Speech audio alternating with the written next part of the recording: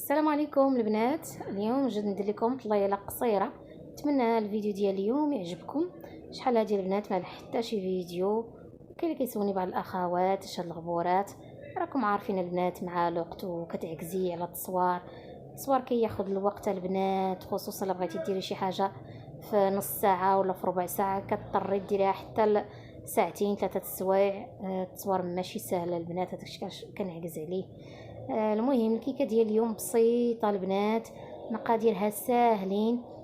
جوج بيضات، دانون صغير، ديال نقول لكم ديال واحد درهم، دابا ولا درهم ونص زادوا فيه حتى هو.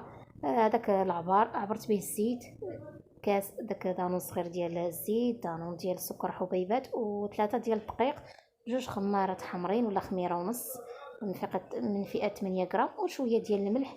المهم البنات تخلطوا الخليط كامل وتضيفوا واحد المعلقه ديال الخل حتى لجوج معالق. الخل البنات هي اللي كيعطيها ديك الهشاشه وديك الطراوه، حتى لباتات الغد ليه كتبقى طريه كتجي منفوخه وكتجي هشيشه بزاف. راه الخل مهم البنات في الكيكات. نصيحه لكم اي كيكه ولا المخبوزات ولا اي حاجه ضيفوا الخل راه كيساعد الكيكات وكيساعد البريوش. المهم كيجي خفيف من الداخل وكيجي مقتن. ومن بعد البنات كندخلها على درجه 180 كطيب من تحت، كنشعلها من الفوق. كتزين كيبقى لكم. درت انا الكونفيتير والكوك، ممكن ديروا الكوك، ممكن ديروا الشوفان ولا الجلجلان ولا الشوكولات. المهم لا باز البنات راه مقاديرها ساهلين. ممكن تعوضوا دانون بالحليب ولا العصير ديال الليمون ولا كاس ديال الماء تاع الماء البنات، مع واحد الساشي ديال نيسكافي راه كيديروا حتى هي كتجي غزال. الا بغيتو ديروها بالشوكولات ديروا فيها نيسكافي راه كتجي واعره البنات.